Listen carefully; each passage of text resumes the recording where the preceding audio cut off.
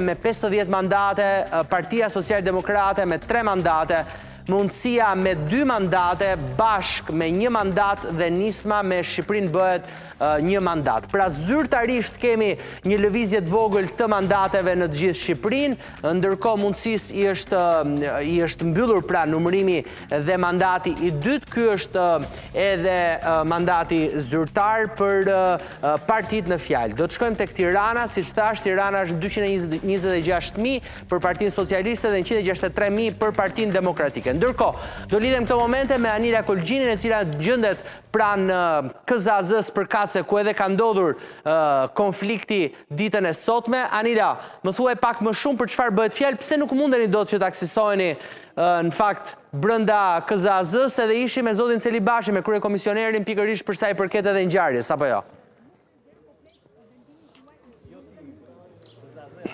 Po, Flori, të përshëndes, unë pikërisht ndodhem përpara KZAZ-s numër 30, aty ku ndodhi vetëm pak minuta më parë dhe një sherr fizik mes kryetarit të KZAZ-s dhe një vëzhguesi.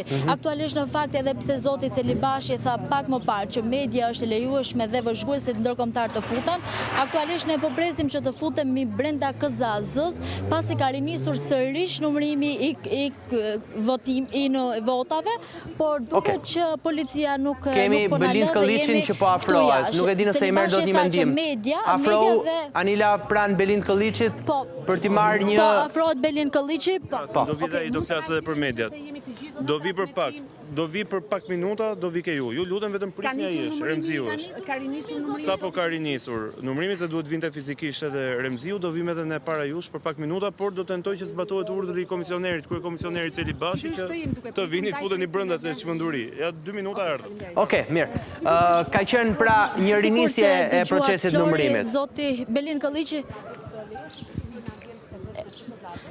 edhe zoti Celibashi. Zoti Remzi Mehmeti, i cili është kreu i KZAZ-s, në fakt që është goditur nga kreu KZAZ-s Remzi Mehmeti, sipas Belind Kolliçit ndodhet aktualisht brenda, ishte Remzi Mehmeti në fakt që u godit nga Rej Nozlli, i cili është vëzhgues i kandidatit të Partisë Socialiste. Sipas dyshimeve të para, në fakt që zoti Celibashi nuk na dha një informacion të saktë, dyshohet se shkak për konfrontimin fizik mes vëzhguesit dhe kreut të KZAZ-s ka qenë një fletë votimi, ku është vërtuar Partia Socialiste dhe 2 kandidat.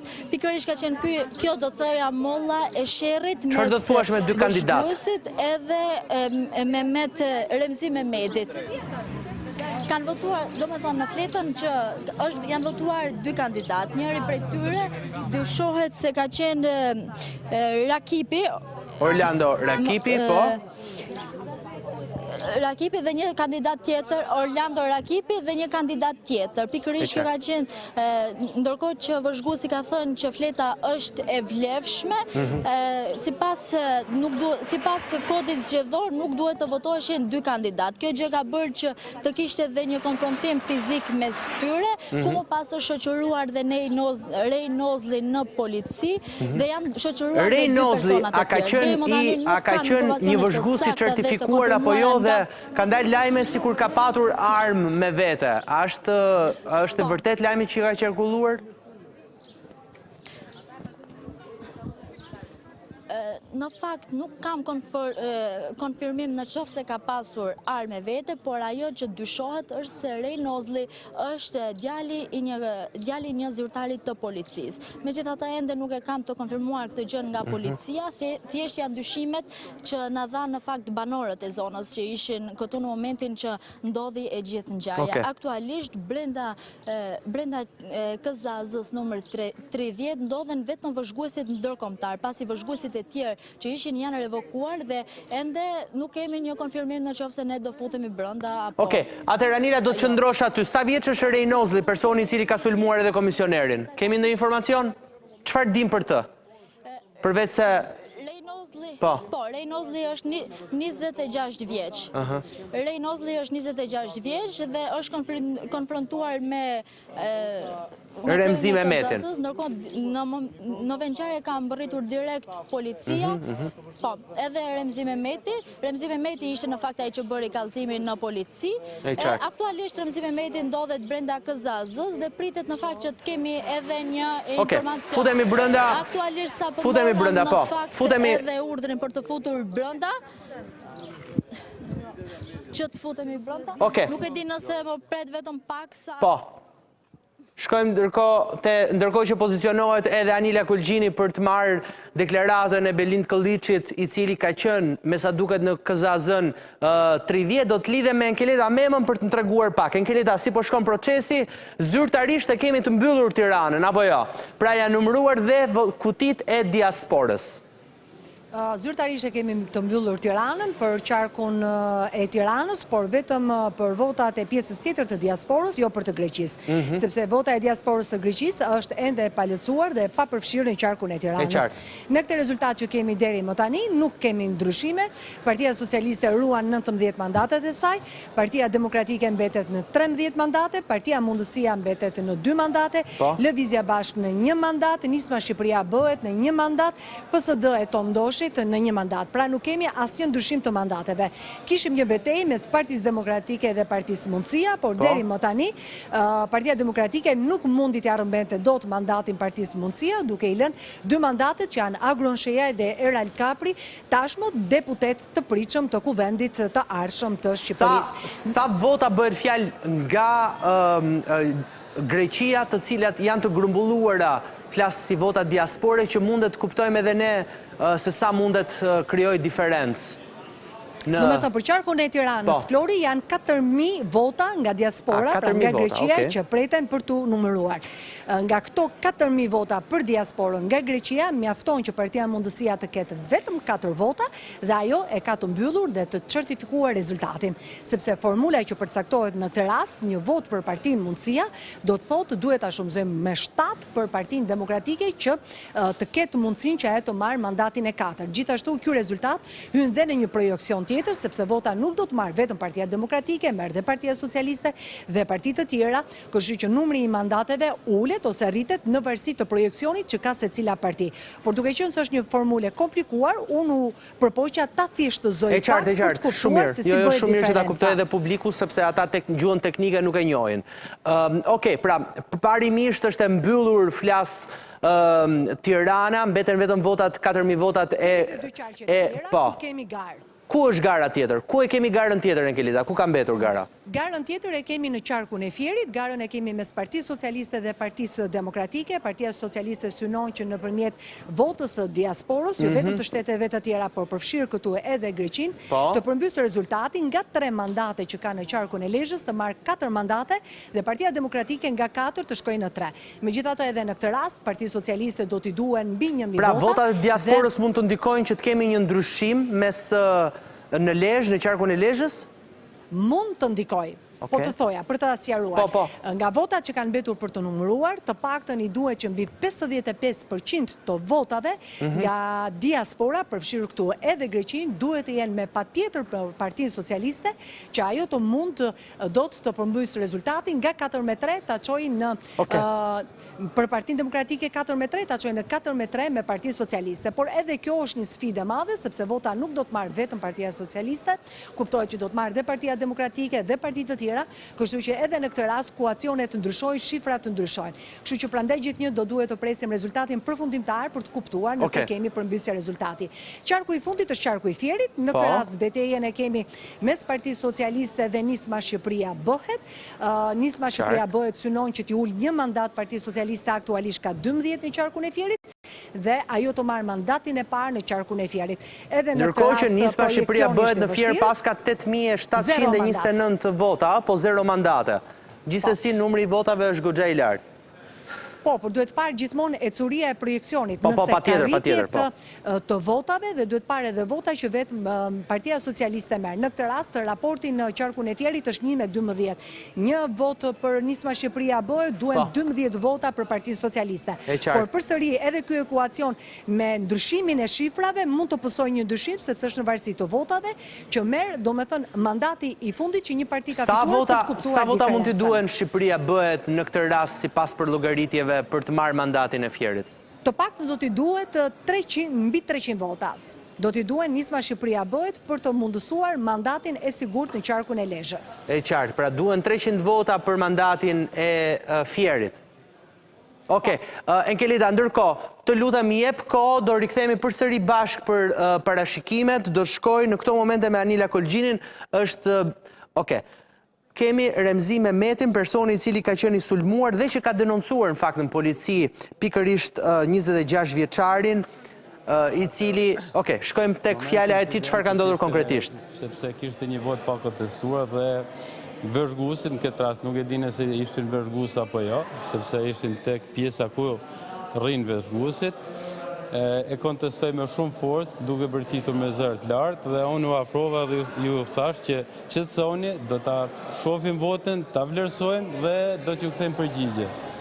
Njëkohësisht ju thash që duhet qetësoni. Ata nisën përsëri duke ngritur zërin dhe duke ofenduar, dhe unë ju thash do marr masa për t'ju larguar nga Kezazëja. Në këtë rast, ata kalun prej mjetrin e sigurisë dhe normalisht ju keni pa dhe pa një dhe. Atëra, vota që po kontestuaj ishte vota e Orlando Rakipit, ishte vota e Partisë Socialiste. Normalisht duhet ishin njerëzit e këtij kandidati. Dhe në këtë rast, ne, do me thonë, ne ishim vetëm për ta vlerësuar dhe për të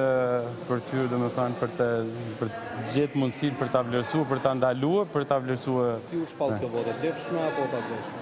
Tani, në ato momente nuk na lanë mundësi, sepse në rast se procedura e parashikon qoftë se ka kontestim. Dhe numëruesit e kontestojnë, duhet lidhet Kezazëja për ta vlerësuar. Dhe këtë mundësi nuk është se na dhanë për ta bërë një vlerësim të tillë. Sepse? Ja. Ja, nuk i njëfshim. Keni depozituar kallëzim penal? Pa tjetër. Ne unë kam bërë kallëzim, isha në komisariatin numër 6 që bërë kallëzim. Normalisht kallëzimin e bërë sepse unë personat nuk është si njoh. Edhe presim që policia të bëjnë punën e tyre. A ndiheni intimituar në dëshirën tuaj? Është saktë që procesi i ndihmimit të intervjuar tashmë dhe ju të duhet të qëndroni deri në përfundim të këtij procesi? Edhe njerëz se ndiheni i friksuar apo i intimiduar në detyrën tuaj për sa kohë duhet të qëndroni deri në fund të procesit numërimit? Ne jemi të vendosur me kryet detyrën tonë. As bëhet fjalë, ne do ta kryejmë detyrën në çdo kusht. Faleminderit.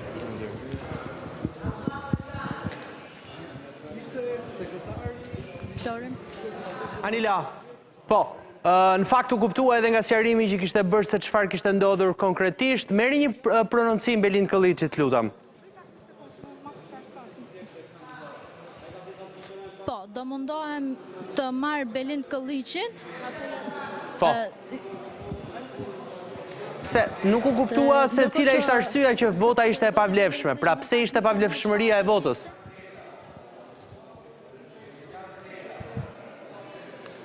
Okej, do mundohem për pak që të marrë zotin Belind Kolliçin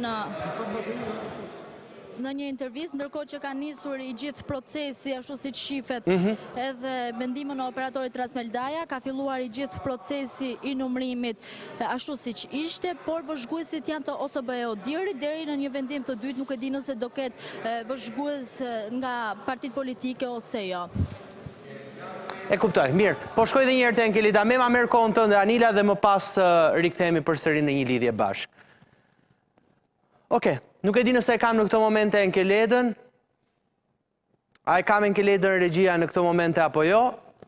Për të vazhduar bisedën, se s'patëm do të mundësi të pyesim as komisionerin i cili ka qenë i sulmuar në këtë rast. Pra, dhe njëherë në KZAZ numër 30, ditën e sotme ka patur një përplasje fizike, duket se vota për cilin ishte kontestuar për të shpallur e pavlefshme ishte vota Orlando Rakipajt, i cili një vëzhgues, pra me sa duket i ti, një vot për Partinë Socialiste, 26 vjeçari ka sulmuar më pas personin në fjalë, duke sigurisht duke shkaktuar edhe probleme edhe një përplasje fizike dhe duke ndaluar procesin e numërimit, i cili ishte një proces ku pritet me padurim fakt nga qytetarët për të kuptuar se sa do dalë rezultati final. Pra, Remzi Mehmeti ishte në një deklarat për para medjave, pikërisht përsa i përket kësaj ngjarje në cilën është përfshirë edhe 26 vjeçari Nozli, Rej Nozli, 26 vjeç që ka sulmuar fizikisht. Enkeleda, po bërim një bisedë bashkë, në fakt një analizë bashkë të gjatë. Po thonim që dhe Fieri është një mundësi, duen pra 300 vota nismës Shqipëria bëhet pikërisht për të marrë mandatin, për të fituar mandatin në Fier. Kur themi këto 300 vota, duen nga votat e Greqisë? Po, pritshmëria është nga votat e Greqisë, jo vetëm nga Greqisë, por edhe të gjithë diasporës, sepse duhet të mblidhen të gjitha votat bashkë, për aq kohë sa ende qarku i Fierit e ka të palexuar votën e diasporës së Greqisë, kështu që nisma Shqipëria bëhet, ka pritshmëri që diaspora e Greqisë do të ketë dhënë votë për këtë koalicion në garën e 11 majit, pra aq kohë sa dhe vetë drejtuesi i këtij koalicioni Adriatik Lapaj ka zhvilluar një sër takimesh në diasporën e Greqisë, kështu që ai ka një pritshmëri që mund të ketë një vot që mund të mundësojë ndoshta mandatin e parë për te qarkut të Tiranës në qarqet e tjera dhe konkretisht atë të Fierit që është edhe mandati i dytë për koalicionin Nisma Shqipëria bëhet. Okej, mirë, pra ky është pak a shumë edhe pjesa e rezultatit ose ndryshimeve që pritet që mund të ndodhin në Keleda. Është e qetë zona e vëzhguesve, ka përfaqësues politik atje, apo janë braktisur, politikanët e kanë braktisur procesin e numërimit të diasporës edhe janë duke u marrë me presidentin Kosta që ka ardhur në Shqipëri edhe me shumë aktivitete tjera paralele? Ja, i vetmi që nuk e ka braktisur parkun olimpik që nga dita e parë është Taulant Balla, udhëheqësi politik i diasporës, pra drejtuesi politik, ai i cili ka ndjekur të gjithë procesin, është i pari që vjen në parkun olimpik dhe është i fundit që ikën në parkun olimpik, është i vetmi që u bën telefonata numëruesve të jenë të pranishëm dhe po aq edhe shpeshherë bën edhe shefin e parkut olimpik, ku ju bën thirrje veçanërisht përfaqësuesve të partisë së tij, pra Partisë Socialiste, që të ruajnë qetësinë, të mbajnë qetësinë, mos të bëjnë debate, mos të diskutojnë dhe të jenë të vëmendshëm për atë çka kalohet në ekranet e monitorimit të votës, pra aty ku kalojnë në fletët e votimit. Është njeriu që bën xhiro në të gjithë parkun olimpik, nuk e di se sa metra ka përshkruar Taulant Balla në gjithë këto ditë, por me shumë mundësi janë shumë, ndoshta edhe mund të jetë dobësuar pak dhe janë forcuar edhe muskujt me gjithë ato metra që ka bërë me thënë të drejtën. Vërtet, ka qenë edhe Josefina Topalli në ditët e para, por duke parë këtë rezultat, me sa duket Josefina Topalli këto 2 ditët e fundit nuk ka qenë e pranishme në orë të gjata, shpeshherë është larguar, ndoshta edhe për shkak të situatës që zhvillohet në vetë Partinë Demokratike për rezultatin dramatik që mori në këtë zgjedhje, kështu që si deputete e ardhshme e kuvendit edhe si pjesë e vendimarrjeve kryesore të Partisë Demokratike do të ketë qenë më shumë në Partinë Demokratike se në ambientet e Parkut Olimpik. Pastaj ka patur dhe përfaqësues të partive të tjera si Agron Sheaj, Arlin Qori. Me këtë rast, Enkeleda, me që jemi bashkë, se do dua përsëri në lidhje, ndoshta edhe në një tentativë për lidhje me zotin Balla në lidhjet që do të bëjmë bashkë pastaj. Por, të pyes për Tiranën, zyrtarisht tashmë humben shpresat edhe për Ilir Ali Mehmetaj, doktorin, edhe për Jorida Tabakun që të bjen të marrin një mandat edhe të jenë prezent në parlament. Flasë për Tiranën. Nuk mbasi shpresa sepse Partia Demokratike ka 13 mandate, 12 mandate janë në listë mbyllur dhe një është në listë hapur. Aktualisht deri tani fituese është Jorida Tabaku, por shpresa është për Ilir Ali Mehmetin. Do të shohim në fakt Flori se ndoshta mund kemi dhe ndonjë formulë në vazhdim, ndonjë vendimarrje në vazhdim, që ndoshta mund të prodhojë ndonjë vendimarrje të caktuar në lidhje me Ilir Metajn, i cili është në vendin e tretë në listën e hapur të qarkut të Tiranës. Nëse do të kemi ndonjë lëvizje brenda qarkut të Tiranës në listën e mbyllur, nëse përfaqësues të Partisë së Lirisë, siç është Edi Blushi apo Erisa Xhixho, mund të japin dorëheqjen për t'i dhënë mundësinë Ilir Metajt të jetë në parlament, pra të zgjidhet deputet. Megjithatë, këto janë të gjitha, le të themi, parashikime të cilat i bëjnë gazetarët e politikës, analistët e politikës, por duhet parë deri në fund nëse do të kemi një lëvizje të tillë dhe nëse gjithnjë Ilir Meta do të mbetet kandidati për deputet i treti më i votuari, për t'i dhënë mundësinë kështu për të hyrë më pas në listën e mbyllur, gjithnjë nëse Edi Blushi dhe Erisa Xhixho do t'japin dorëheqje për kryetarin e tyre. Nëse do t'jap dorëheqjen Erisa Xhixho, kam përshtypjen që do duhet zëvendësohet me një vajzë. Për shkak të formulës, po, kështu që mundet të ndodhë edhe me zotin Blushi. Në listën e Tiranës e kemi të garantuar barazin gjinore, pavarësisht se mund t'i Erisa Xhixho dhe Edi Blushi, çështja që duhet ikin të dy, që të hyjë dhe Ilir Ali Mehmeti dhe Ilir Meta. Po mirë, pra, për të dy, e kuptoj. Faleminderit, Enkeleda, do vazhdojmë që t'jemi në lidhje bashk, por do shkoj në këto momente. Po, një detaj, do doja në fakt që të shkoja në një lidhje direkt me Blind Këlliçin, po më jep një detaj, lutem, të shpejt. Presim vetëm komisionerin shtetëror të zgjedhjeve Ilirian Celibashi, i cili ka përgjegjësinë kryesore të firmës për të vendosur se çfarë do të bëhet me votën e diasporës së Greqisë. Okej, mirë, do rikthehem përsëri tek ty. Belind Këlliçin kam këto momente në lidhje. Belind, mirë se vjen. Besoj kanë qenë ditë shumë të lodhshme për ju, procese të gjata, vazhdon ende që në KZAZ-n 30 aty ku ndodhi edhe ngjarja ditën e sotme ti t'jesh vetë prezente dhe aktiv. Nuk e kuptuam vetëm pjesën e votës, nëse vota është quajtur e pavlefshme apo jo, në pa çka konfliktit që ka ndodhur. Nuk e di nëse u sqarua qartë në fakt.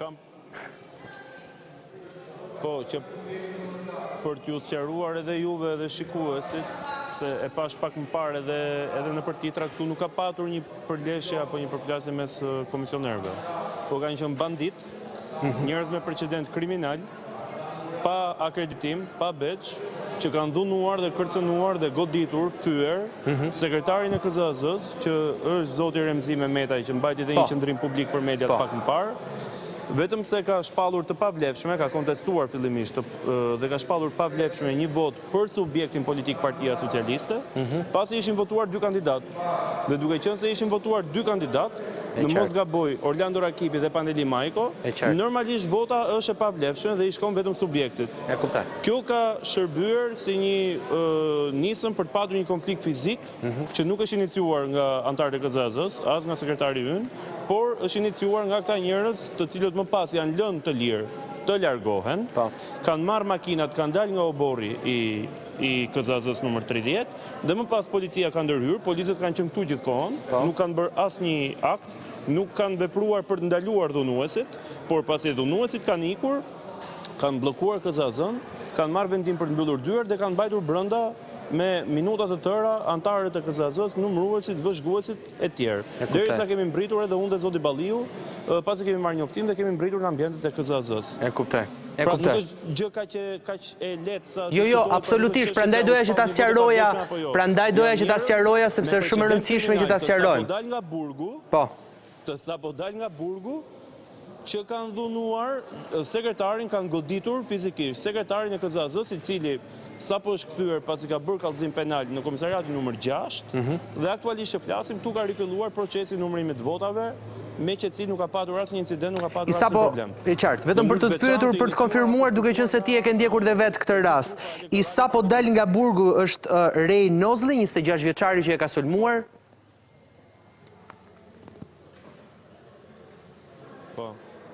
Po, është një person me precedent penal, në mos gaboj familjarët e tij, babai i tij që ka qenë shoqëruar është punonjës i policisë shtetit, por jemi ende në fazën që po marrim informacione, sepse kemi qëndruar këtu dhe nuk është se i njinim më përpara personat në fjalë, kam marrë edhe unë shumë informacione përmes mediave që kam lexuar, por janë këta individ që kanë dhunuar zotin Mehmeta, i cili e tha zyrtarisht ka depozituar pranë komisariatit numër 6 edhe kallëzimin dhe është kërkuar dhe administrimi i gjithë kamerave dhe i pamjeve filmike për të bërë të mundur përdorimin e tyre si provë nesër në gjykatë, sepse ky është rast flagrant, është një krim zgjedhor i ndodhur në flagrancë. Pak më parë kishim kryekomisionerin e KQZ zotin Celi Bashi, që erdhi edhe vetë për ta parë situatën nga afër. Tashmë jemi në kushtet e një normaliteti të rikthyer, por që pa diskutim pak më parë ajo ngjarje ishte shumë e shëmtuar dhe në fakt tregon të gjithë dinamikën se si ka funksionuar intimidimi dhe kërcënimi i trupës elektorale të Partisë Demokratike në këto zgjedhje.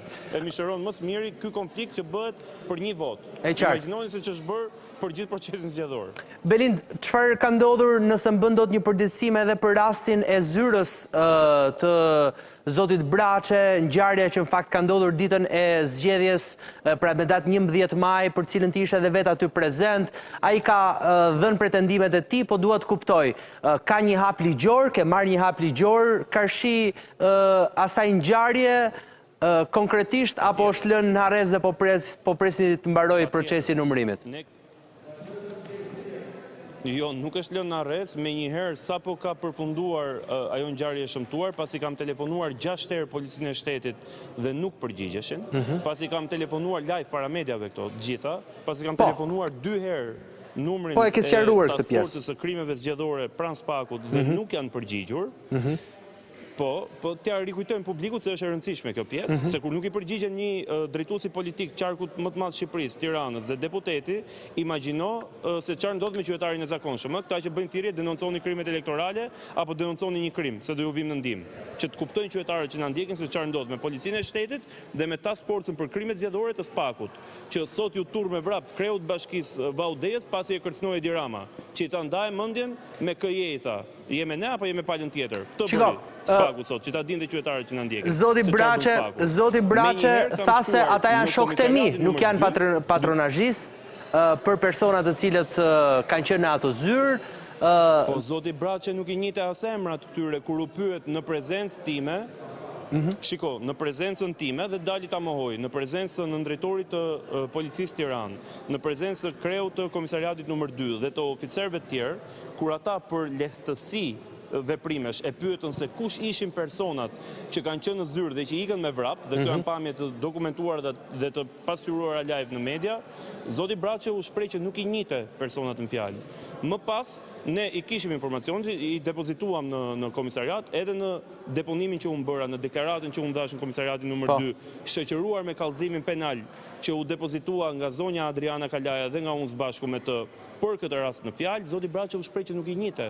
Ndërkohë, këta ishin punonjës në zyrën e tij elektorale, në një zyrë të pa deklaruar në KQZ, të pa raportuar, në një zyrë të pa loguar, të pa brenduar, sikundër kanë funksionuar me 10 zyra tjera, dhe fillimisht u mohua ngjarja, u dha 1 orë gjysmë kohë që të largoheshin persona, të merrnin sendet personale, u hoqën hartat nga muri, u hoqën listat me të dhëna nga muret, u morën çantat me vete, laptopa, pajisje elektronike, gjitha me radhë, dhe mbasi u bë boshatisja, më pas kërkonin që të bëj akt ekspertiza në vendngjarje. Në vendngjarje për cilën unë kam qenë dhe vetë, po kam shkuar në vonesë. Ai thotë që nuk është gjetur asnjë gjë atë ditë në zyrë. Pretendimet e zotit Braçe janë që s'ka patur asgjë atë ditë në zyrë. Belindi ka qenë vetë këtu prezent, tha dhe pa që këtu s'kishte asgjë brenda, madje bëri dhe batut duke thënë hapa dhe këto patetinat për t'i treguar kokoshka se ç'ta për treguar që s'ka asgjë. Po, në momentin kur unë kam shkuar, për ta banalizuar çështjen, në momentin kur unë kam shkuar aty, ishin larguar personat që qëndronin brenda, kishin ikur me vrap, se një pyetje logjike t'ju bëj, nëse dikush nuk ka shkelur ligjin, pse duhet ikë me vrap? Dikush që është duke bërë punën e vet, aq më tepër një zyrtar shtetit, se aty ishin të gjithë punonjës shteti, duke nisur nga drejtoresha e inovacionit edhe e kërkimit shkencor, si e kishte emrin, nuk e mbaj mend, Mizonj, duke vazhduar me një drejtoresh kopshi, duke vazhduar me një punonjës tatimeve, me një zjarr fiks edhe me punonjës tjerë të shtetit, nëse këta individ nuk po shkelnin ligjin, për cilën arsye, këta paketuan me njëherë plashkat. Mirë, sepse e kuptuan që do ishte një situatë e nxehtë aty. Aty u kuptuan që do ishte një situatë e nxehtë. Pra dije që do kishte një situatë e nxehtë politike. Ishte një gazetare flas që do të pasohej. Absolutisht, absolutisht, po në pasim. Nuk ka asnjë situatë nxehtë. Po nuk ka ngjarje aty. Nga kush u trembën nga një gazetare, pra aktin ligjor dhe nismën ligjore e kemi ndërmarrë ne, për te llafeve dhe retorikës me kokoshka budalliqe për ta ridikuluar këtë çështje, jo. Ka qenë një çështje serioze, është raportuar dhe në OSBE ODIR, do të raportohet në gjitha instancat, është një zyre pa deklaruar. Ne na janë mbyllur me 10 zyra në Tiranë dhe në qytete tjera për shkak se kanë qenë 100 metër apo 150 metër afër nga godinat ku është mbajtur procesi zgjedhor ditën e 11 majit dhe na janë mbyllur këto zyra, i është vënë ndryni këtyre zyrave për shkak se nuk respektojnë distancën, ndërkohë vetëm 30 metra nga shkolla Petronini, aty ku është një qendër zgjedhore, ishte zyra elektorale e një kandidati për deputet e pa deklaruar, që në fakt në informacionet paraprake që ne kishim, të dhënat ishin që kjo ishte zyrë e një individi tjetër. Mos gabojmë mbi emër Loka, nuk mbaj më emrin tani se pafund si emrash që nuk i njinim.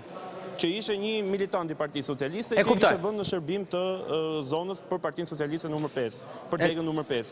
Nuk kishin as kontrat qiraje, huamarrje, nuk kishin as kontrat durimi natyrë, sepse i kërkuam në ambiente. Pra ishe një zyre pa deklaruar ku ishin punojnës e shtetit dhe po bënin atë që ne kemi vite që denoncojmë, patronazhimin me lista, telefononin njerëzit, ku je ti, hajde ku dhe në raportimet që ne patëm ishe që aty po blej vot, aty jepeshin para në këmbim votës. Nëse nuk ka patur asnjë prej këtyre pretendimeve nuk qëndronte. Ata duhet ishin të interesuar që kamerat hynin brenda, të filmonin ambiente, të filmonin të gjithë gjën që ndodhi dhe tonin që ore që keni këto mashtrime. Por jo ndodhi e kundërta, ikën me vrap. Gra në mosh ikën me vrap. Burra në mosh ikën me vrap. Morën çantat e shtëpisë dhe në vrap. Nga gjithë ky proces numërimi edhe zgjedhor, ka një mea culpa tek brenda Partisë Demokratike? Ndoshta edhe nga takimi ditës së dieshme që keni padur, apo nuk ka asnjë faj Partia Demokratike? Në këndvështrimin tënd. Patjetër kjo do të jetë subjekti kjo do të jetë, shiko, i gjithë procesi zgjedhor, rezultati, gjithçka me radhë do të jenë subjekti një diskutimi shumë gjatë brenda Partisë Demokratike, i një analize të detajuar për shkaqet, rrethanat, të gjithë detajet që kanë të bëjnë me rezultatin e këtij procesi zgjedhor, por sot që ne flasim, ne jemi ende në proces numërimit votave. Sot që ne flasim, ne jemi ende në betejë a do të mbajmë mandatin e 14 në Tiranë apo jo, sepse tani që flasim jemi ende me një grusht votash larg nga diskutimi që Partia Demokratike merr 14 apo jo mandate në kryeqytet.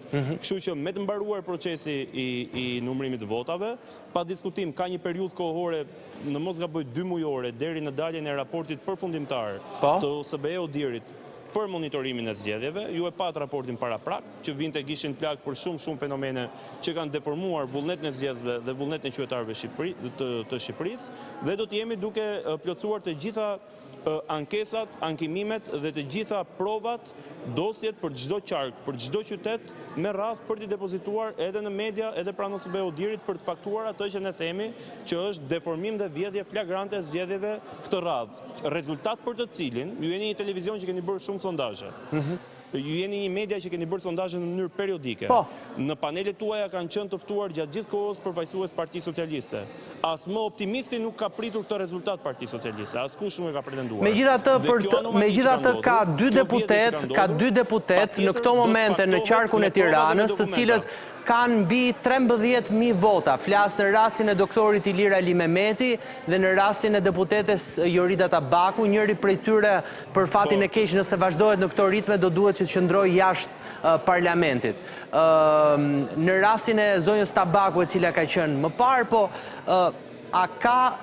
a ka patur në një bisedë të brendshme se dikush nga lista e mbyllur mund t'jap dorëheqjen pikërisht edhe ndoshta për t'i dhënë mundësinë një deputeti që ka një përfaqësi kaq të madhe të votës popullore? As nuk kuptoj lidhjen njerë me çfarë po diskutoja unë dhe me pyetjen tuaj, po flisja për masakrën zgjedhore, për vjedhjen e zgjedhjeve.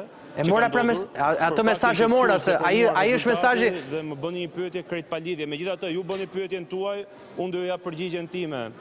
Jo, pyetja në fakt ka shumë lidhje sepse deputetët të cilët janë kandidat në këtë rast e merr mandatin e 14. Më dëgjon, besoj. Nuk e di nëse të vjen audio. Tani që flasim me trendin aktual të votave dhe në diasporë, ne më vjen audio. Ne e marrim mandatin e 14 në Tiranë dhe ne po luftojmë për çdo vot, për të marrë mandatin e 14 në Tiranë. Dhe nuk është kjo çështja. Më pas do jetë subjekti një analize i një vendimarrje të përbashkët kanë mbetur po në Tiranë postzgjedhore, por tani që ne flasim jemi ende në situatë.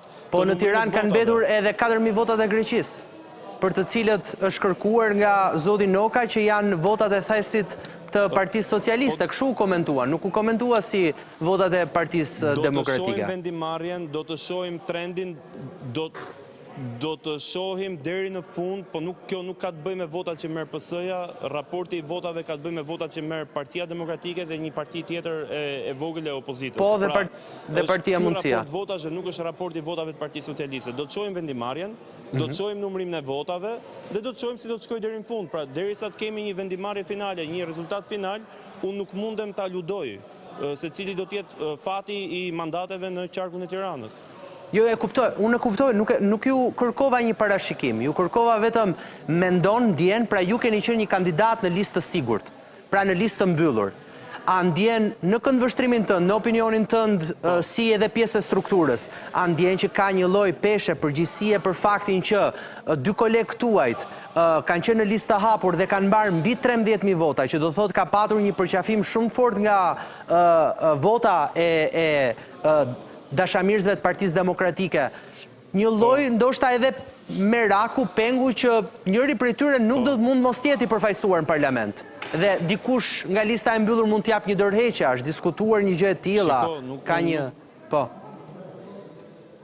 Unë nuk, jo, zero, por unë sigurisht më vjen keq, jo vetëm për këta dy që kanë kaluar pragun e 13.000 votave. Po pa diskutim vjen keq edhe për gjithë ata të tjerë kandidat në listën e hapur që kanë bërë një luftë vot për vot edhe që mund të kenë 5.000, 6.000, 7.000 apo 4.000 vota, patjetër janë figura shumë nderuara dhe nderojnë shumë herë më shumë kryeqytetin se sa kandidatë e Partisë Socialiste, që është thjesht një grupim kriminal. Kjo është fare e qartë për këtë, jo për ata të dy, po për këdo nga lista e hapur e Partisë Demokratike, sigurisht që më vjen keq. Patjetër në rastin konkret kemi dy kandidatë me një mazhorancë votash të theksuar nga lista e hapur e Partisë Demokratike, por kjo është një çështje që i takon Partisë Demokratike, çështje e brendshme. Për momentin unë jam interesuar që të dy ata kandidatë shkojnë në parlament dhe ndaj jam duke mbrojtur çdo vot në çdo qendër. Kudo ku jam, ku kam mundësinë që të garantoj mandatin e 14 Partisë Demokratike. Këtë po mundohem t'ju them, sepse më intereson që të marrin një mandat Partia Demokratike më shumë. Kjo është e rëndësishme për mendimin tim, dhe ky është objektivi imi dhe i gjithë strukturës Partisë Demokratike, i komisionerëve, i numëruesve që kanë 4 net që numërojnë non-stop votat e kandidatëve të Partisë Demokratike dhe që në gjykimin tim janë herojnë në këtë sfidë dhe në këtë betejë elektorale krejt pa barabartë. Absolutisht, edhe ata në fakt që kanë qenë gjatë gjithë kohës në detyrë. Belind, falenderoj që patëm këtë bisedë bashkë, edhe uroj që të keni rezultatin i cili për ju do të ishte i kënaqshëm edhe në këto momente në votat e fundit që kanë mbetur nga Tirana, po jo vetëm, nga gjithë Shqipëria, ato që kanë mbetur pa numëruar dhe nga diaspora. Faleminderit shumë. Ndërkohë do ta përfshin në bisedë. Faleminderit edhe për pasyurimin që i bëni. Faleminderit. Do të shkojmë këto momente me Lavdrim Litën, analistin, gazetarin, edhe do të kem gjithashtu edhe Ledion Krisafin, ekspertin e marrëdhënieve ndërkombëtare. Mirë se vini. Lita të kërkoj ndjes për pritjen, po besoj se duke dëgjuar edhe bisedën që pata me Belind Këlliçin ishte totalisht spontane për faktin se ishte në KZAZ. Nuk e di si të duk përgjigjet e pyetjeve për cilat unë mendoj që ishin shumë të drejta në këndvështrimin edhe politik. Po, duhet konsiderojmë se janë përfaqësues politik që nuk kanë konsumuar orët e gjumit për disa ditësh dhe janë sigurisht nën alert dhe çdo pyetje i përgjigjen me një farë, si them, ngarkesë emocionale. Megjithatë, procesi akoma nuk është përmbyllur, do kërkoj kohën e saj dhe më pas do bëhen dhe konkluzione dhe analiza, nëse do ketë analiza. E kuptoj, mendojnë që duhet bëj analiza të forta Partia Demokratike brenda vetes? Po, ata nuk shquhen për analiza të thella, kanë tendencën të i kalojnë duke i drejtuar gishtin të tjerëve. Megjithatë, ndoshta do jetë për herë të parë moment ku ata do të reflektojnë për rezultatin dhe për performancën e listës të mbyllur, më shumë se sa listës së hapur, se kam frikë se generalet e listës së mbyllur nuk kanë punuar më shumë se që kanë punuar ushtarët e listës së hapur. Në fakt, kjo ishte edhe, prandaj insistova dhe tek pyetjet e listës së hapur, e dy kandidatëve në Partinë Demokratike që kanë marrë vota konsiderueshëm, duhet thënë, si në rastin e Jorida Tabakut edhe Ilir Ali Mehmetajt, që kanë marrë mbi 10.000 vota, edhe është një vlerë goxha e lartë, një numër goxha i lartë, pikërisht për ata të cilët janë në listë të mbyllur dhe e kanë siguruar tashmë mandatin. Në një moment madje në Partinë Demokratike u duk sikur dhe u rrezikua ai mandati 13. Po, përgjithsisht ata të listës të mbyllur kanë një status tjetër politik që quhen status i besnikut të kryetarit të partisë. Edhe përrjedhoi kanë një status më të lartë se sa ato të listës së hapur, të cilët ju është dashur të shkelin gjithë lagjet e Tiranës derë më derë, duke dhënë premtime, ato flet palosjet dhe kërkuar votën, ndërsa ata që kanë qenë të sigurt, sidomos ata të Partisë së Lirisë, të cilët nuk e ndukur fare në fushat, e kanë hëngur qyl, siç e kanë hëngur gjithmonë qyl brenda Partisë Demokratike. Pra mendoj që kanë marrë mandatet qyl? Është një çështje e tyre brendshme. Kandidatët e Partisë së Lirisë?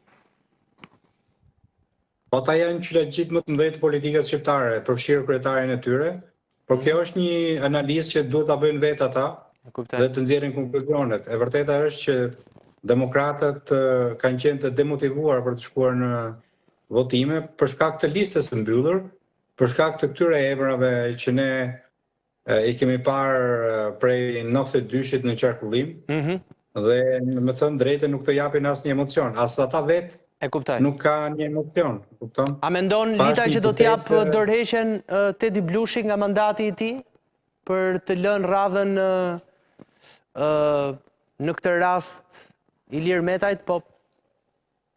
Është shumë shpejt për të bërë këtë bisedë. Do shikojmë vendimarrjen brenda Partisë Demokratike dhe më pas do kaloj topi tek Partia e Lirisë. Sepse llogarit janë për 2 deputet në listë hapur të Partisë Demokratike. Nëse ata janë të gatshëm të tërhiqen, sepse ata kanë sakrifikuar shumë, kanë mbledhur besimin e 13.000, 14.000 qytetarëve, dhe nuk është të thjesht i praktikësh ato shifra, sepse kanë dhe perspektivën e zgjedhjeve në Bashkinë e Tiranës, të 2 kandidatët janë profile shumë të mira të Partisë Demokratike, kështu që ka të bëjmë me karrierën e tyre politike, nuk është aq e thjeshtë sa ç'mendojmë ne. E qartë. Të pyes edhe pak për ta mbyllur bisedën edhe për të kaluar më pas tek samiti. Lulzim Basha në këto zgjedhje mori vetëm 1.000 vota në listë të hapur. Të paktën deri më tani. Pas gjithë ndoshta edhe përpjekjeve, zhurmës që bëri, solli një Lulzim Bash ndryshe, çfarë ndodhi, çfarë nuk funksionoi? Çfarë nuk ndezi? Po, me thënë të drejtë nuk kam arritur do të jap një përgjigje të saktë. Kam disa informacione dhe disa deduksione. E vërteta është që kjo është pika e tij më e ulët politike ndonjëherë prej hyrjes së tij në politikë, dhe ai do të marrë vendimarrjet e tij në ditët në vazhdim, nëse do të qëndrojë në politikë, apo do të marrë një kohë heshtje, pauze për të rikonsideruar të gjithë lojën e tij politike. Sigurisht askush nuk e priste, as kundërshtarët e tij. Ka ndodhur diçka që ai do t'i japi shpjegim, besoj më mirë se ai nuk ka kush tjetër t'i japi përgjigje. E qartë, po. E qartë, kështu që mbetet për të parë.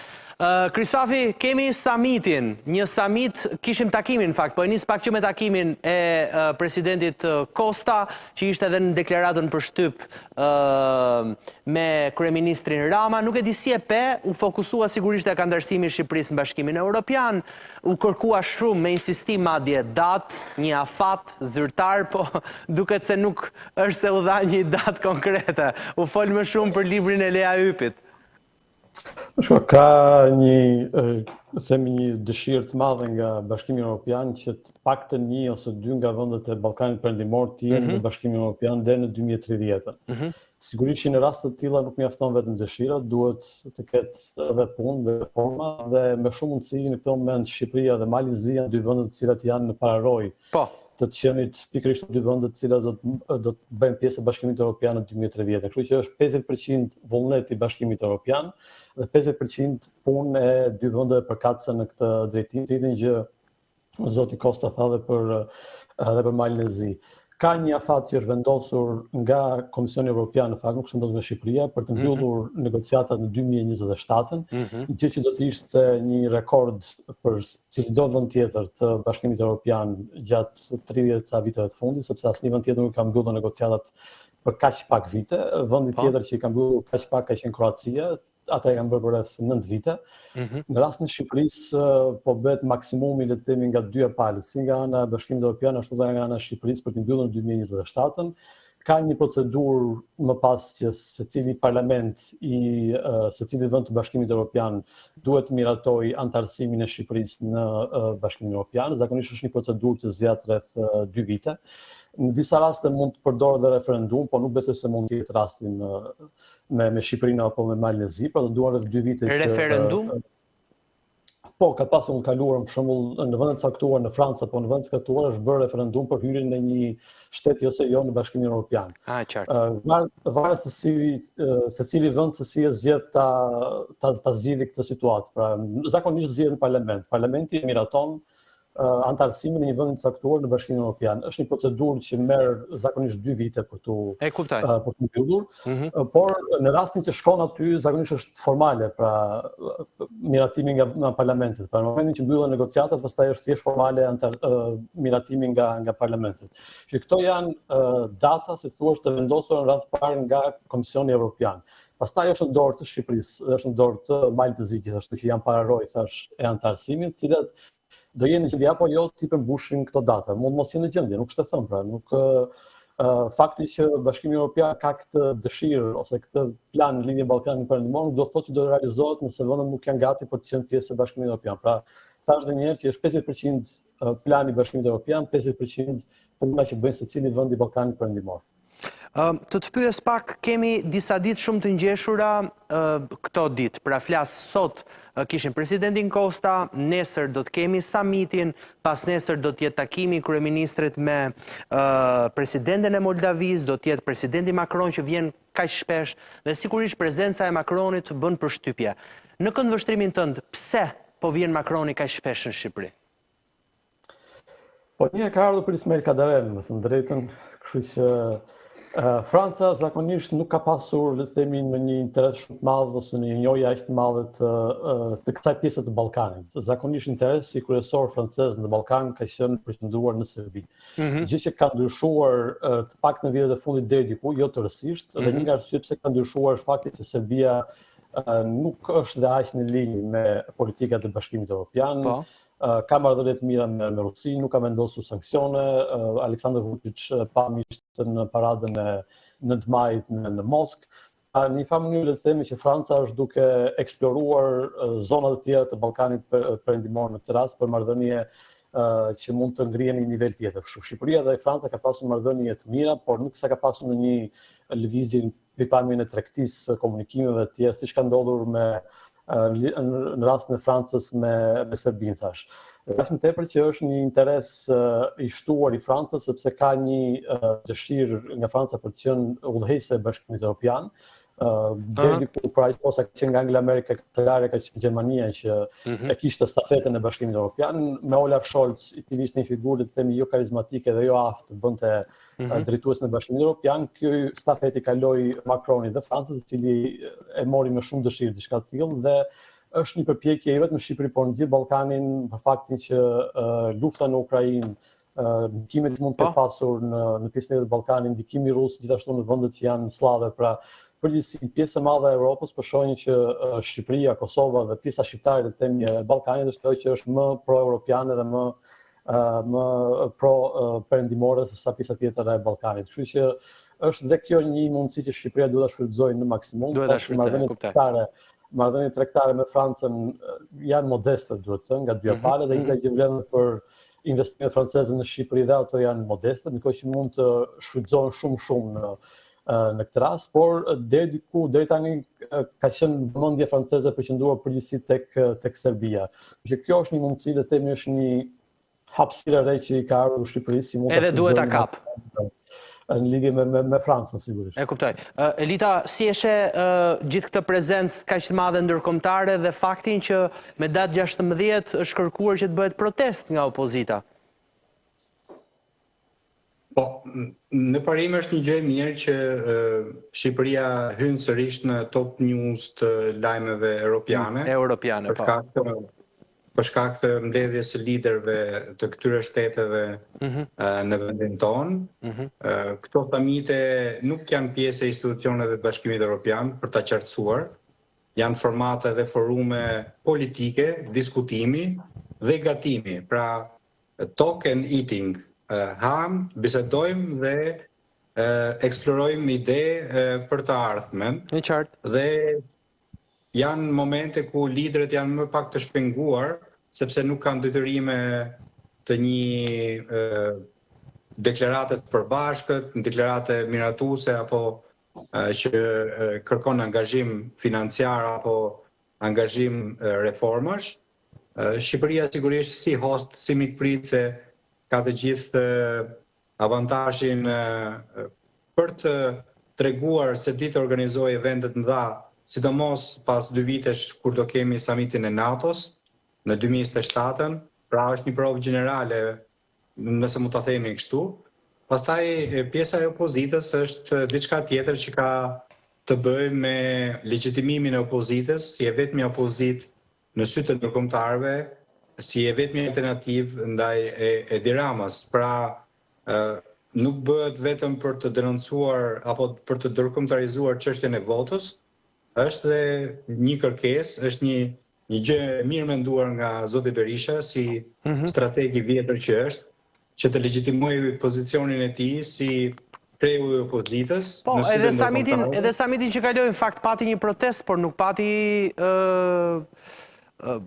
në fakt nuk është se mori një masivitet shumë të madh ose vëmendje shumë të madh nga ndërkombëtarët flas. Përveç se ishte edhe protesta që ndodhi edhe ngjarja e sulmit. Urdhëro?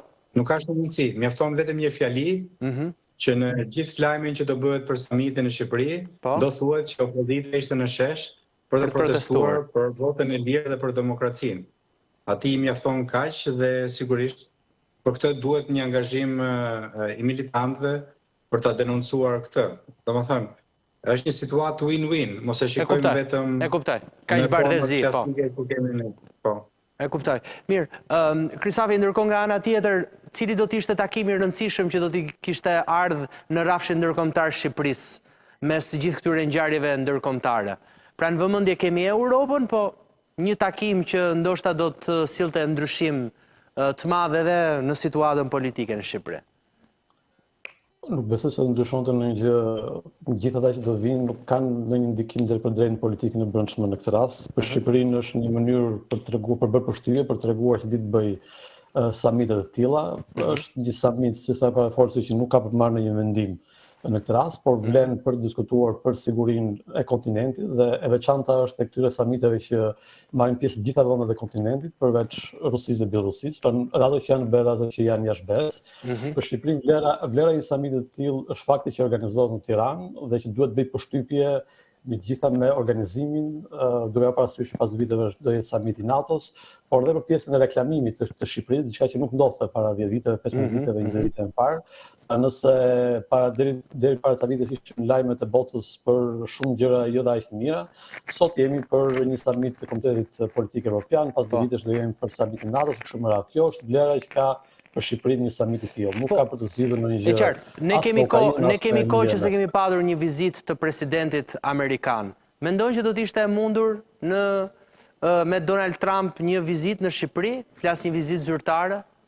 Apo është pak vështirë në këndvështrimin tënd, duke qenë se ne ende nuk kemi një ambasador në Amerikan në Shqipëri, pra kemi një proces pak zvarritur? Zakonisht presidenti amerikan shkojnë në një vend për të dhënë një mesazh ose me një qëllim të caktuar. Mirë, flas para edhe vizitës NATO-s që do jetë mbas 2 viteve. George W. Bush erdhi në Shqipëri dhe 2 mesazhet e tij në atë kohë ishin shumë të qarta që Shqipëria do të jetë pjesë e NATO-s dhe Kosova do të jetë pavarur. Pra ky ishte qëllimi i ardhjes së tij në Shqipëri. Nuk mendoj që Donald Trump dhe Shtetet Bashkuara kanë një qëllim të tillë për momentin kaq të madh për të ardhur në Shqipëri. Pra nuk e justifikon ardhjen e presidentit amerikan në momentin që ndodhet Shqipëria dhe çfarë mesazhe do japi. Pra mesazhet duhet të jenë të rëndësishme dhe të mëdha të tilla që të justifikojë ardhjen e një presidenti amerikan në një vend kaq të vogël, le të themi, që nuk ka një peshë të rëndësishme në arenë ndërkombëtare. Dhe aq më tepër që as nuk kemi mundësi të bëjmë një kontratë gjigande me Shtetet Bashkuara, siç bën dje Arabia Saudite, Katari dhe Emiratet e Bashkuara Arabe. Kështu që këtë vështrim nuk besoj se ka në një mundësi ose arsye pse Donald Trump të vi përveç faktit që do vi pas 2 viteve si president i Shtetit Bashkuar në samitin e NATO-s. E kuptoj, vetëm ky do të jetë thua ndoshta momenti që do ta sjell Donald Trump, arsyeja që do ta sjell Donald Trump në Shqipëri. Nuk besoj se mund të ketë një arsye tjetër për të ardhur në një vend vogël. Zakonisht vinë me një qëllim të caktuar. Edhe me Litën e kemi diskutuar ndoshta më përpara, po gjithë këto para të cilat dalin në lobe të forta. Nuk flas vetëm për rastin e opozitës, po flas në përgjithësi, komentuara shumë, të hedhura, jo njëri kërkon që të afrohet pranë djalit të presidentit, jo tjetri kërkon që t'i hiqet non grata, pra shumë para që hidhen për lobin, për të lobuar për një interes, mund ta quaj edhe pak personal, po një lob për një interes kombëtar, kemi ne në Shqipëri ndaj në këtë lidhje me Amerikën? Ka një gjë që gjithë bota bëjnë lobim në Shtetet Bashkuara. Po, sigurisht, po. Nuk se është diçka jashtëzakonshme që bëjnë shqiptarët në këtë rast. Për lobimin është lobuar në Amerikë në vitet 90, fillim vitit 2000 për pavarësinë e Kosovës në radhë parë, më vonë dhe për antarësimin në NATO të tjerë. Për momentin Shqipëria është një aleate shumë e fortë të Shtetit Bashkuara, është në NATO, është në rrugën të Bashkimit Evropian dhe nuk kemi të një pozicion siç ishim para 15 vitesh ose para 20 vitesh. Por që të vi Donald Trump dhe themi për të thënë dikujt që jepi zëndrit tim resortin dhe këtë tjetër të ishin në gratë, kjo është një gjë që nuk janë gjëra që vetëm shqiptarët mund t'i ose një pjesë shqiptare mund t'i besojnë. Mund t'i besojnë. Kjo gjë që nuk ndodhin asgjikundi, po pavarësisht se kush është në krye të Shtetet Bashkuara, sigurisht që serioziteti vazhdon të jetë aty. Nuk ka ikur në politikën amerikane. Serioziteti dhe institucionet dhe çdo gjë tjetër vazhdon të jetë aty. Pavarësisht se kush është në krye për momentin dhe mënyra se si sillet ai. Tash Shqipëria nuk është më siç ishte para 20 viteve. Zakonisht në raste ku kishte le të themi mesazhe të forta për të dhënë para 20 viteve ka ardhur një president amerikan. Në këtë moment besoj që derisa të jetë samiti i NATO-s 2027 është shumë e vështirë që të vi një president amerikan, edhe sidomos që të vi për probleme të brendshme shqiptare, kjo është një marrëzi në kuptimin e mirë. E madhe e cila besohet këtu tek ne. Faleminderit shumë Krisafi që ishe në ditën e sotme me mua. Shumë kënaqësi. Lita, një pyetje të fundit. Një hartë, nuk e di nëse e kam ose ma ishti, ju lutam, regjia. Po, Lita, një pyetje të fundit, se kujtuan se e mbylla me të dy, po. Jo, një pyetje të fundit për ta konsumuar bashk. Zgjedhjet përfunduan. Aktivitetet europiane tashmë kanë filluar në Shqipëri. Si e ke parë pozicionimin e partive të vogla dhe faktin që kanë ngrumbulluar goxha vota, po një numër të vogël të mandateve? A mund t'jap një lajm të mirë dhe më pas, vazhdoj? Patjetër, po. Sepse Macroni, si të gjithë francezët në të kaluarën, vinë dhe për kontrata. Në Shqipëri, besoj shumë shpejt brenda këtij viti do hyjë një kompani e madhe e veshjeve për fëmijë, për gratë dhe për burrat, pra një markë si Waikiki, po Waikiki francez po them. Është një markë shumë e madhe dhe do hyjë dhe në tregun shqiptar, përmes tregut shqiptar do synoj tregun ballkanik. Pa i bërë reklam, por ata vinë përmes një kontrate, sepse e kanë bërë modalitet këtë që Shqipërisë apo dhe vendeve tjera, kur i bëhet një qok, i bëhet në kuadër të këmbimit diçka. Kur antarësuam ne në NATO, ne bëjmë një marrëveshje me kompaninë franceze të helikopterëve Aerocopter, sepse Franca ishte mosbesuese ndaj Shqipërisë. Hollanda ishte mosbesuese ndaj integrimit të Shqipërisë në NATO, u detyruam në thonjza të bënim një kontratë me Damen Ships hollandeze për të na ndërtuar katëranie. Pra, nëse heqim kategoritë moderne të diplomacisë, ne reduktohemi sërish tek perandoria dhe tek qasja e vjetër e haraqit që duhet paguash për të marrë në përndim diçka. Tani të kalojmë të partitë e vogla brenda Shqipërisë që gjithë kanë mbledhur 210.000 vota. Po. Dhe kjo është një gjë shumë serioze, sepse disa parti të reja tashmë kanë aksesuar podiumin e Kuvendit të Shqipërisë dhe mund t'ju flasin qytetarëve përmes atij podiumi, duke ngritur edhe pjesë të programeve të tyre, ndoshta nuk do t'i realizojnë në 4 vjeçar, por do kenë një moment ku ata do t'i ngrinë, domethënë për televizja bashkë, çështjet e minatorëve, çështjen e pensionistëve, Zoti Shejaj për çështjen e reduktimit të shtetit dhe eficiencën e saj, Zoti Lapaj për çështjet që ai ka konsideruar përbuqësinë. Pra, secili prej tyre do aksesojë Kuvendin dhe podiumin për të folur për këtë çështje. Dhe nëse ata performojnë mirë në këtë perspektivë, mund të kemi një dyfishim të votave dhe një çarje reale të sistemit. Sot për sot ata nuk e kanë qarë sistemin, Flori, sepse sistemi zgjedhor është një sistem që e ka bllokuar rotacionin politik. Listat e hapura, listat e mbyllura është një gjë me të futme, më fal për shprehjen, është me të futme për partitë e vogla. Nuk duhet që një parti e re të marrë 70.000 vota dhe të nxjerrë një deputet. Pra, ndërsa partitë e mëdha nxjerrin me 10.000 me 13.000, PDPS, këtyre ju duhen të bëjmë saltër mortale, të kapin veshin nga këmbët për të bërë një mandat. Pra, është pa drejt dhe është antidemokratike. Dhe këtu duhet një ndërhyrje referendare apo parlamentare për ta zgjidhur këtë çështje. Dhe kjo do të ishte një gjë demokratike, sepse kështu siç është, jo vetëm që avantazhohen partitë e mëdha, por e kanë bllokuar demokracinë dhe politikën. Dhe ne kemi një parti që te kalon pritshmëritë e veta dhe një tjetër që ka ngelur pa frym ose i ka ngelur sebratori me të kuqe, e kupton? Po i mbaron benzina. Dhe nuk mund të jetë kështu, kupton? Kështu që do mbetet, do ta shohim fakt se çfarë do të ndodh, po ky është edhe një lloj reflektimi shumë i madh edhe për shqiptarët, gjithashtu, për të kuptuar që se si është ndryshuar gjithë kodi zgjedhor. Lita, faleminderit shumë që ishim bisedë bashkë.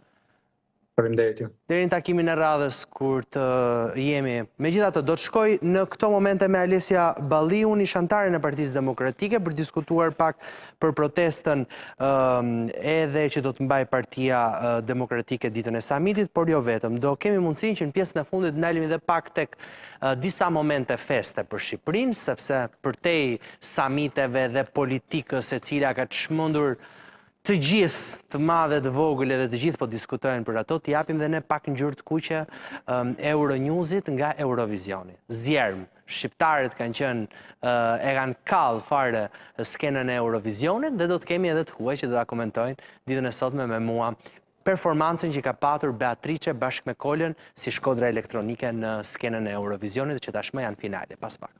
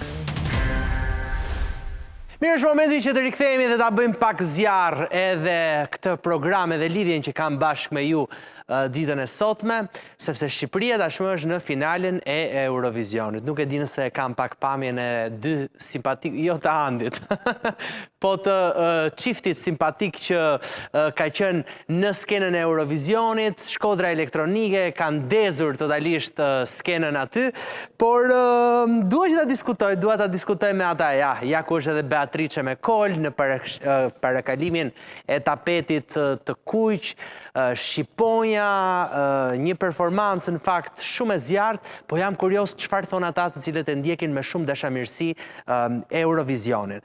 Kam në lidhje gazetarin Andi Carlisle, apo jo? Andi, mirë se vjen, kënaqësi që të kam në bisedë.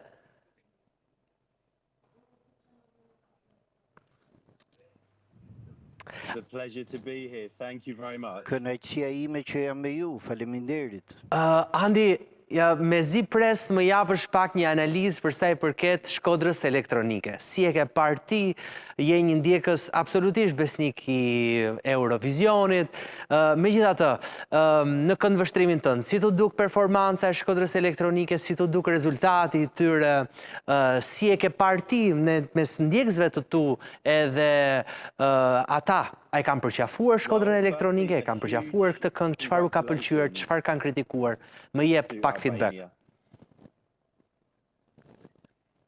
Huge congratulations for qualifying through to the final. I actually think this is probably one of Albania's Mendoj se është një nga shanset më të mira që Shqipëria ka, që jepet Shqipërisë për të fituar një çmim në Eurovision. Albanian music, but they're also showcasing Albanian people, and that's especially what I love about Ajo bëri ishte një këngë shumë e bukur që tregonte jo vetëm për Shqipërinë, por edhe për vetë shqiptarët. Pra ti e mendon vërtet që Shqipëria ka një shans për të fituar Eurovisionin këtë radhë?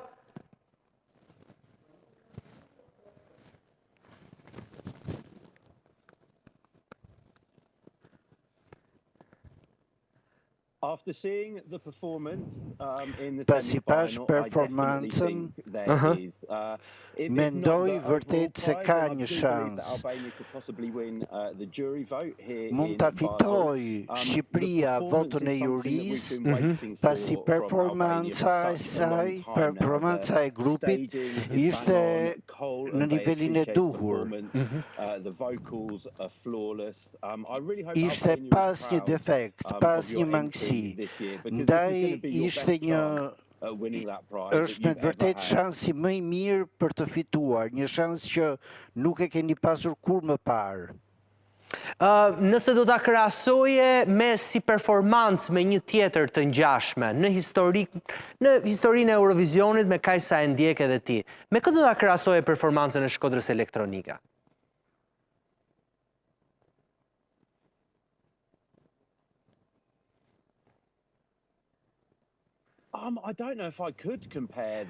Nuk e di nëse mund ta krahasoj, nëse mund ta bëj një krahasimin, por ishte një përfaqësim i mirë.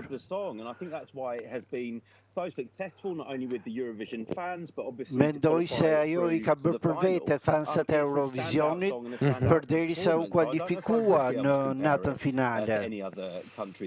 Por nuk mund të them se mund të krahasohet me dikë.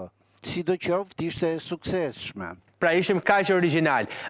Mendon, duke qenë se ti e pozicionon Shqipërinë në një vend të mirë, i ke ndjekur dhe këngët që do dalin ditën e sotme, që është gjysmëfinalja e dytë, pra është nata e dytë e gjysmëfinales. Për cilën prej tyre ditën e sotme ke pritshmëri, që do të ketë një performancë të mirë dhe që do të mundet të renditet mirë në listën ose në top 500 e Eurovisionit për këtë vit? So I think there's some countries that you can't Mendoj discount this year, such as Sweden and Finland. They probably have the most hype disa vende si Suedia dhe Finlanda që kanë pasur një performancë të mirë, kanë pasur edhe një koreografi shumë të mirë, përveç Shqipërisë. janë këto ato që shoh si fituese, gjithashtu është edhe Gjermania që kishte një këngë të mirë. Pra është një vend që ka shanse të mira për të renditur në vendet e para. Shiko, kam një pyetje për ty, Andi, se ndërkohë që bashkë të kisha ftuar sot në program, pash edhe intervistën që ke bërë me Shkodrën Elektronike ditën e djeshme. Dhe u futa për të lexuar edhe komentet, çfarë kanë shkruar njerëzit poshtë. Dhe dikush thot, nëse Kol do të kishte kërcyer në sken, televotimi do të ishte i jashtëzakonshëm. Nëse Kola do të kërcente. Pra, imagjinata e njerëzve dhe memet me Shkodrën Elektronike këtë rast kanë qenë të jashtëzakonshme, kanë marrë shumë vëmendje, janë bërë dhe shumë meme, pikërisht për Beatricen që është shumë pasionante, që është shumë kërcimtare, është shumë e flakt, po dhe Kolën që është kështu stoik, edhe nuk lëviz në sken. Si ishte intervista me ta djemë, thuaj pak? Patëm shumë reagime për intervistën, mendoj, yes, please. Është mirë, mendoj, se Beatrice duke e mrekullueshme dhe mund të them se reagimi jo vetëm nga shqiptarët, por edhe nga publiku, nga publikët e vendeve të tjera, ka qenë shumë e mirë. Më bëhet qefi që, më bëhet sinqerisht qefi që Shqipëria doli kaq mirë. Si e ke parti, përpara se të bëj edhe intervistën me ta, por reagimin e njerëzve rreth rrotulteja për këtë Eurovision, çfarë kanë thënë ata? Ku e ke ndjerë ti indicjen më së shumti të tyre, pra, kë ka pëlqyer, si ka qenë opinioni publik? I ke pyetur dot, ke marrë dot një feedback, një mendim?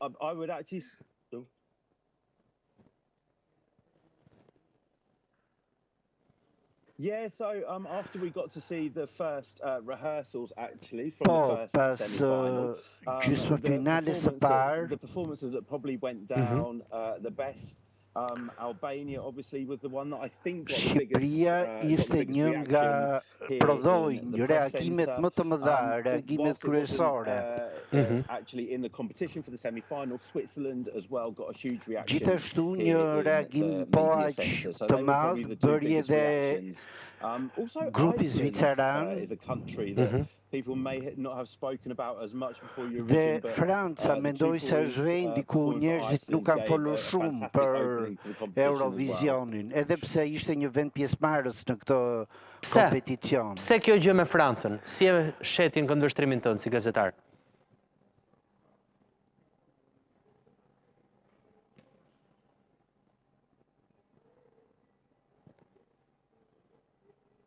Well, there has been lots of talk about Eurovision. Obviously, here in the media centre, you have a huge media centre full of journalists and press who are talking about Eurovision 24-7 here on various channels, news outlets, etc. Në disa kanale është folur edhe për gjatë gjithë javës. I'm dreaming Eurovision when I go to sleep.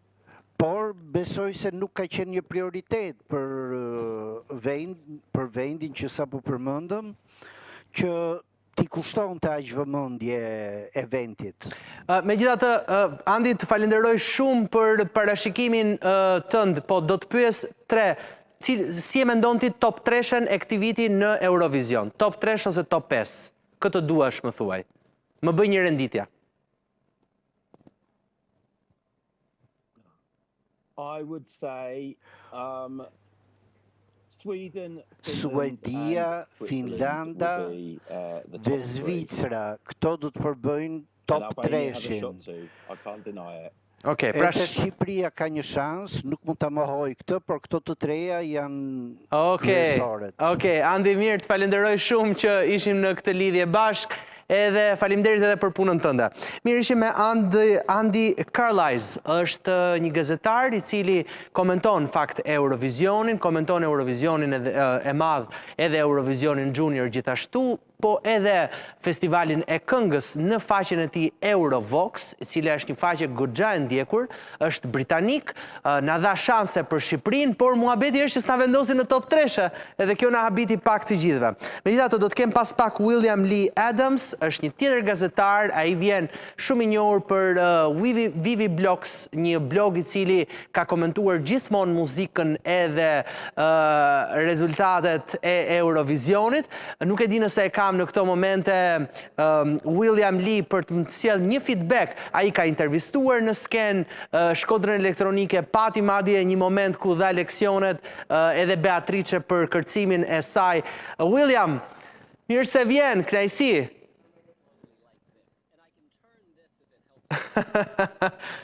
Okej.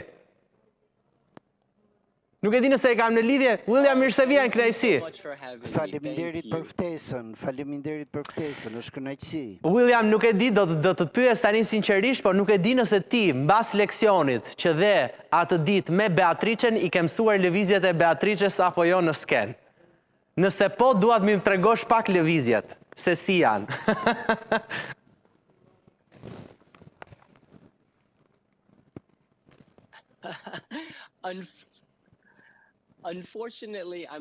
Fatkeqësisht, unë jam një kërcimtar i tmerrshëm. Jam besim plot se dhe kur e takova Beatricen, i thash, vazhdo me performancën tënde, por mundohu të mos godasësh njeri. Si të është dukur nata e parë e Eurovisionit? Një këndvështrim nga ana jote, kishe ndonjë pritshmëri për grupet që do dilnin dhe që do të shkonin në finale, dikush që u skualifikuat, por që nuk e prisje, se je një vëzhgues edhe një sy shumë i hollë në fakt i Eurovisionit.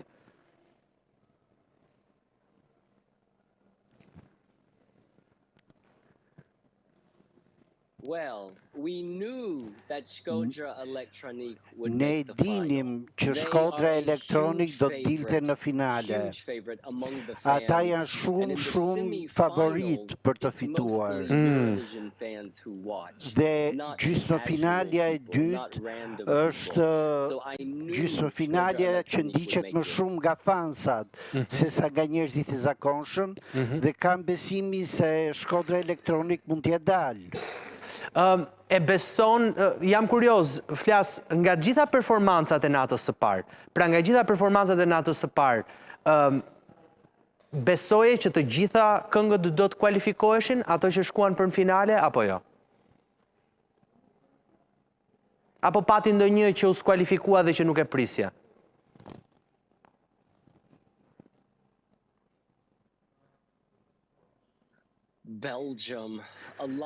Belgjika, shumë njerëz këtu në Zvicër mendonin se Belgjika do t'ja arrinte. Por nuk ja doli, nuk doli as në gjysmë finale. Kjo mund të ishte rasti për të cilin po flisni dhe ju. Për cilin është gënjur, e vërtet. Për natën e sotme, cila mendon që do t'jetë performanca e fortë, performanca e një top 5 që je? Për natën e sotme, gjithmonë, jo për finalen.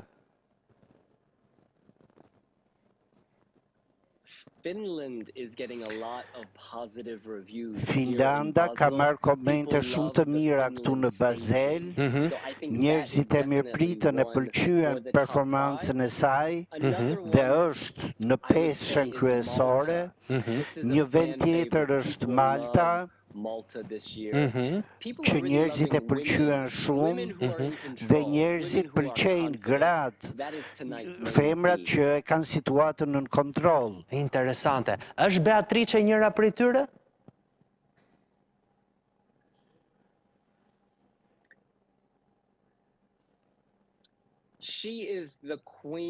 Ajo është mbretresha e çdo situate. Ajo nuk ka nevojë për askën në Sken. Ajo dhe kolegu i saj janë fantastik. Kur i sheh në televizion, të duket sikur ndjen shpirtin e Shqipërisë, e shqiptarëve, është diçka fantastike. Ka patur, ti ke qenë vetë aty prezent, William, edhe në sken, do me thënë në sken flasë në gjatë festivalit, ka patur të huaj që ishin me flamurin shqiptar që kishin ardhur për të mbështetur vetëm Shqipërinë? Apo ishin kryesisht shqiptarët emigrantë?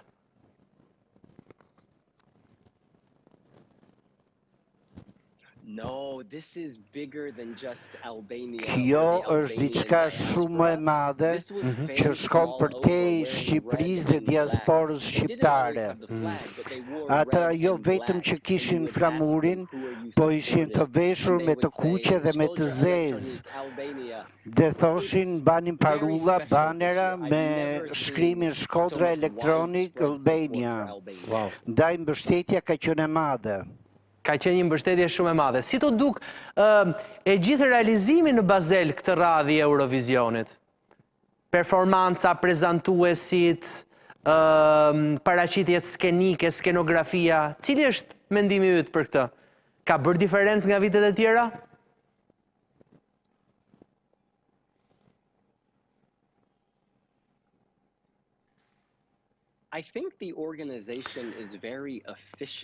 Mendoj se organizimi ka qenë shumë efikas.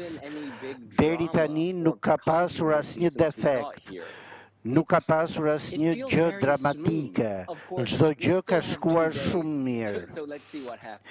Sa për më vonë, le të shohim çdo të ndodh. William, ti e pe edhe festivalin e këngës në Shqipëri. Apo jo, besoj që i ndoqe edhe këngët që ishin konkurrente flasë në festivalin në Shqipëri, ku zgjodh Shkodra Elektronika. Mendon tashmë, mbas performancës edhe kësaj çfarë kemi parë që ka qenë një zgjedhje e drejtë e jurisë së festivalit të këngës?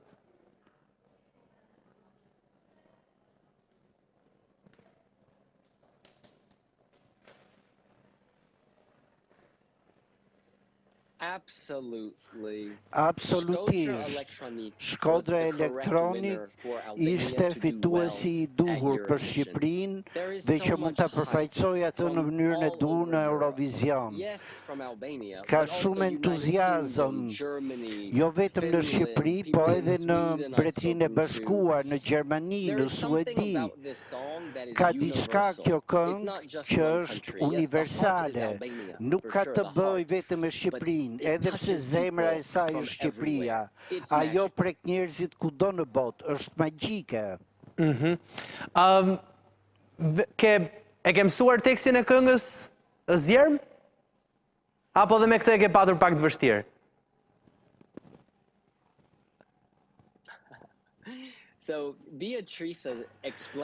Beatrice më shpjegoi kuptimin dhe në thelb mësova dashurinë e saj për Shkodrën, për veriun e Shqipërisë, të veçantat e rajonit, kulturën e tij. Ajo më tregoi legjendën e Rozafës dhe vazhduam të flisnim se sa e frikshme ishte vendimi i Rozafës për të sakrifikuar. Ishte një legjendë shumë e bukur. Kemi mësuar shumë për historinë e Shqipërisë përmes Beatrices. Kështu që keni kuptuar dhe pak nga historia shqiptare me këtë rast.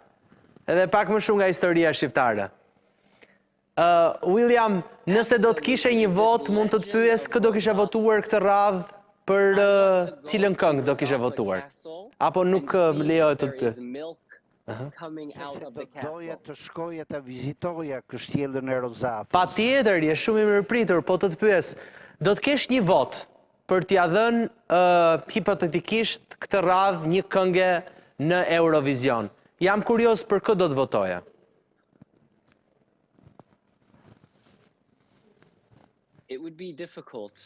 Është paksa e vështirë, por Shqipëria do të ishte mes 3 vendeve të para, sepse është një nga këngët e pakta këtë vit që tregon ndjesinë e një vendi që është Shqipëria, dhe unë do të votoja për Shqipërinë. Ky është numri 1 për këtë edicion të Eurovisionit. Wow, shumë e bukur. Pas një dyshim. Pra më jep një renditje, një top 3. Kush do të ishte top 3 i këtij Eurovisioni për ty? Vendi i tretë.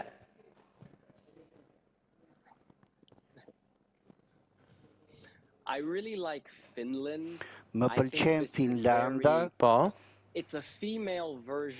Është versioni femëror i Freddie Mercuryt, ylli të rockut. Është shumë sensuale. Dhe tjetra është Suedia.